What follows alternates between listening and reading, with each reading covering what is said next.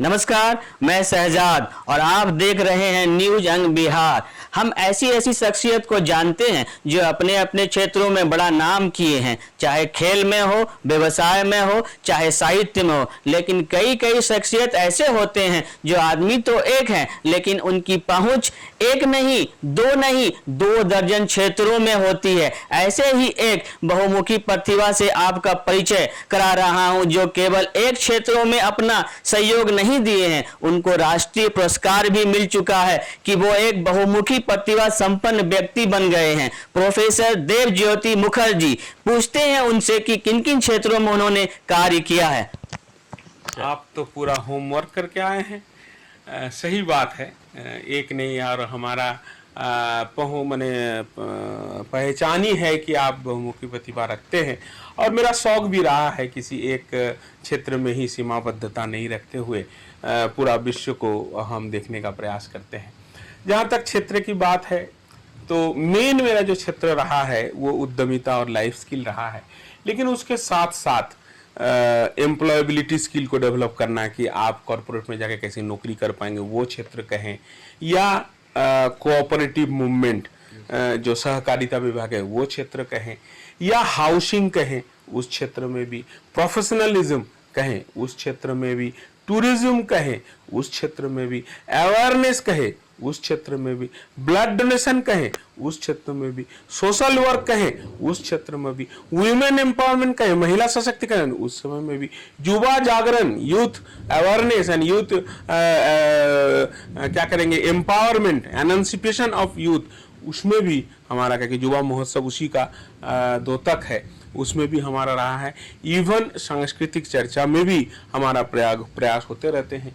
Rickshaw pullers के साथ काम करके माइक्रो क्रेडिट डेवलप करना, उसमें भी हमारा काम रहा है।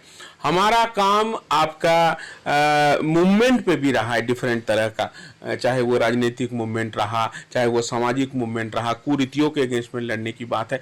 और कितना क्षेत्र का नाम लूँ, हमको लगता है कि 22-24 क्षेत्र आपने जो कहा है उस क्षेत्र में मेरा काम रहा है। सर, आप अक्सर जेडीपीएस के विषय में बात करते हैं।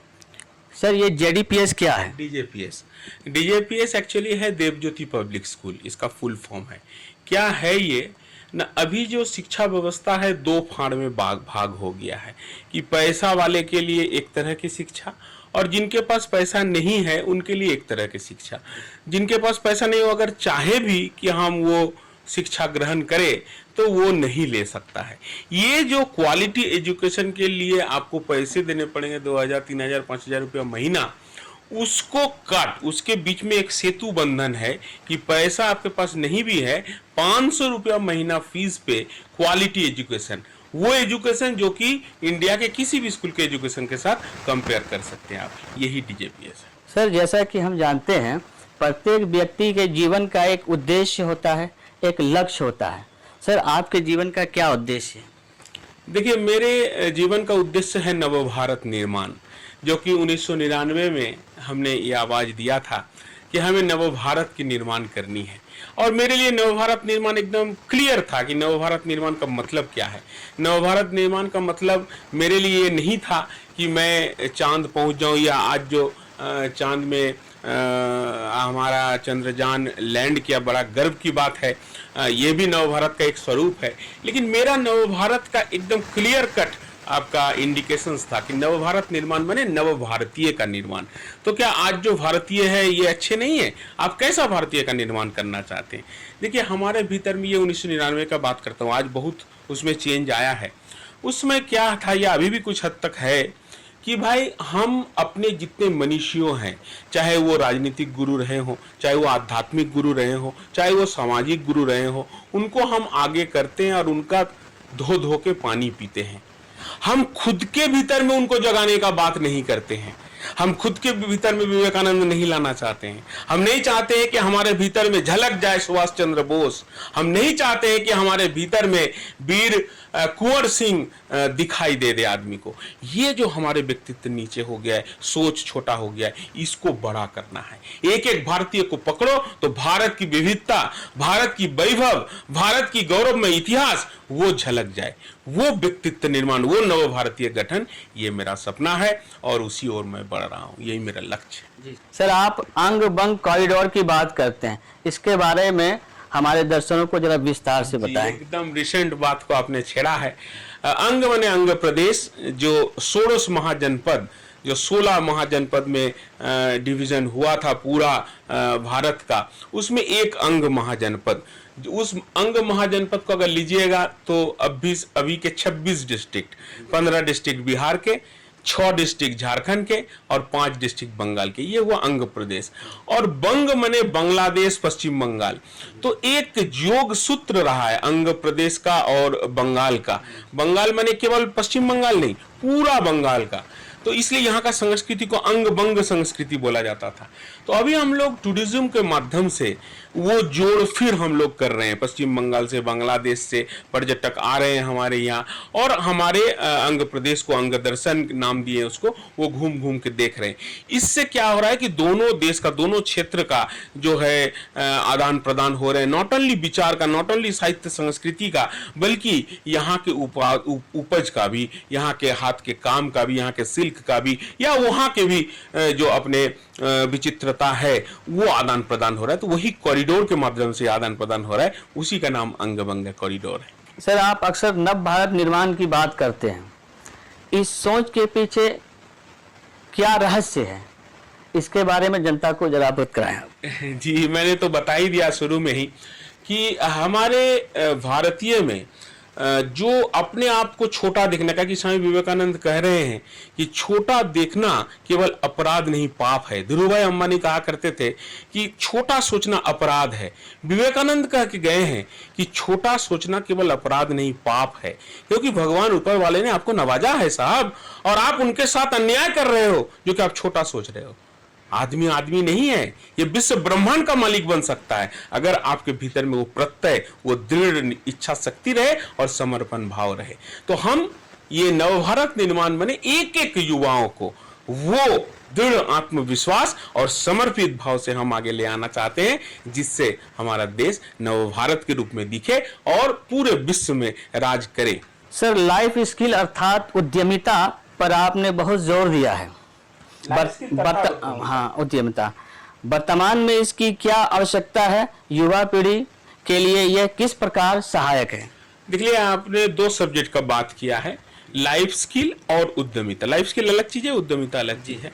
लाइफ स्किल माने जीवन उपयोगी शिक्षा, कैसे आप जिंदा होंगे, जिंदा रहेंगे, कैसे आप अपने जिंदगी को बड़ा सुगम बनाएंगे, कैसे आप दूसरे के लिए हेल्पफुल होंगे। जिंदगी में आप जो कुछ सीखते हैं उसको 3 भाग में बांटते हैं। एक लाइवलीहुड ट्रेनिंग, जिससे आप 2 जून का रोटी कमाएंगे। एक हेल्थ ट्रेनिंग, जिससे आप स्वस्थ रहेंगे। लेकिन आप कितनों पैसा कमा ले, कितनों 56 इंच का सीना है, घर में आके आप बीवी को पीटते हैं। आप जो जानते हैं दूसरे को जाना नहीं पाते हैं, आपका जानना बेकार रह जाता है, आपके मरने से वो आपका जानना आपके साथ ही खत्म हो जाता है। तो किस तरीके से जीवन उपयोगी शिक्षा, लाइफ स्किल का मतलब है किस तरीके से आप जो जानते हैं वो जन कल्याण में काम में आए। आप जो जानते हैं उससे आपका, आपके परिवार का, आपके समाज का, आपके देश का, विश्व का भला हो सके। आप जो जानते हैं किस कौशल के माध्यम से आप दूसरे को वो जाना पाएंगे, तो खुद की प्रतिष्ठा पाना और अपने परिवार को, अपने समाज को, अपने देश को, अपने विश्व को आगे बढ़ाना, ये लाइफ स्किल का उद्देश्य है। और दूसरा सब्जेक्ट आपने कहा उद्यमिता। उद्यमिता का मतलब हुआ कि स्वरोजगार। हम कैसे अपनी रोजगार करें, कि हम चाकरी नहीं करें, चाकरगिरी नहीं करें, नौकरगिरी नहीं करें। Mohammad Yunus, Nobel prize winner of Bangladesh, वो कह रहे हैं कि people are coming out from Massachusetts University and they are searching for a job of 1 million rupees.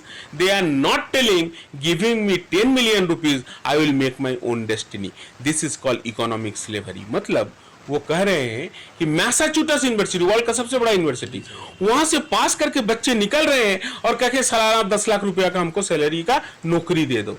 वो ये नहीं कह रहा है कि मुझे 1 करोड़ रुपया दो, मैं अपना भाग्य खुद बनाऊंगा। इसको कहते हैं दासत्व, आर्थिक दासत्व। अंग्रेज तो चला गया, अंग्रेज का दासत्व हमारी चली गई, लेकिन हम अभी भी दास हैं। हम पैसे के दास हैं। 10 से 4 हम बेच देते हैं अपने आप को कुछ पैसा के विनिमय में। तो उद्यमिता का मतलब है मालिक बनो, रोजगार मांगो नहीं, रोजगार दो। ये है। और जो एंटरप्रेन्योर बनते हैं उससे बड़ा देश सेवा हो ही नहीं सकता है। सेना अगर देश का रक्षा कर रहा है तो उद्यमी देश को समृद्ध बना रहा है। आपको उद्यमी बनना है और उद्यमी बनने के लिए हम यही एंटरप्रेन्योरशिप ट्रेनिंग देते हैं, उद्यमिता का पाठ पढ़ाते हैं। ये दूसरा शब्द है। सर, आज की युवा पीढ़ी को आप क्या संदेश देना चाहेंगे? आज के युवा पीढ़ी का संदेश देखिए, हमने जिंदगी को 3 अपना सिद्धांत में बांधा, तो मैं वही सिद्धांत को उनको भी बोलूंगा अपनाने के लिए। सबसे पहला सिद्धांत कि value relationship at any cost. आपके साथ जो संबंध है, पारिवारिक संबंध है, दोस्त का संबंध है, प्रोफेशनल संबंध है, इस संबंध को आप तवज्जो दो, चाहे उसके लिए कुछ भी कीमत चुकाना पड़े। Give relationship at any cost. आप उसको दो, कुछ भी प्राइस चुकाना पड़े उसको। ये पहला उद्देश्य। रिलेशन ही सब कुछ है और कुछ नहीं है। अंतिम तक अगर कुछ काम देता है तो वो रिलेशनशिप देता है। ये पहला, ये मेरा जिंदगी का पहला उद्देश्य है। दूसरा, लिव विद ए मिशन। आप ऐसी जिंदगी नहीं काटो। जिंदगी काटना नहीं है, जिंदगी जीना है। और जिंदगी तब आप जिएंगे जब जिंदगी का एक मकसद होगा। आपको क्या करना है? जैसे मेरा मकसद है नव भारत निर्माण, आपकी भी एक मकसद हो सकती है। आप उस मकसद के पीछे दौड़ो तो वो जिंदगी जीना होगा, नहीं तो जिंदगी काटना हो जाएगा। तो जिंदगी काटो नहीं, जिंदगी जियो। ये सेकंड। और third, money is a good servant but a bad master. पैसा बहुत अच्छा नौकर है लेकिन बहुत खराब मालिक है। पैसा को मालिक बनाएंगे तो भाई को ही कत्ल कर देंगे आप। तो पैसा को मालिक मत बनाइए, पैसा को आप नौकर बनाइए। पैसा का गर्मी में आपका गर्मी नहीं दिखना चाहिए। पैसा जेब में रहे, पैसा का युग है, आर्थिक युग है, पैसा की जरूरत है, लेकिन पैसा से आप चालित मत हो जाइए। पैसा से चलना शुरू नहीं कर दीजिए आप। ये 3 संदेश मैं देना चाहूंगा। और ये 3 चीज अगर अपनाते हैं, बहुत कठिन है, अगर अपना पाते हैं तो आप जिंदगी में बहुत खुश रहिएगा। तो ये थे बहुमुखी प्रतिभा से संपन्न व्यक्ति प्रोफेसर देव ज्योति मुखर्जी। सर, न्यूज अंग बिहार से बात करने के लिए आपका बहुत बहुत धन्यवाद। आपका भी बहुत बहुत धन्यवाद कि आप हम जैसे नाचीज को समय दिए और इतना सुंदर से अपने इंटरव्यू को लिया। बहुत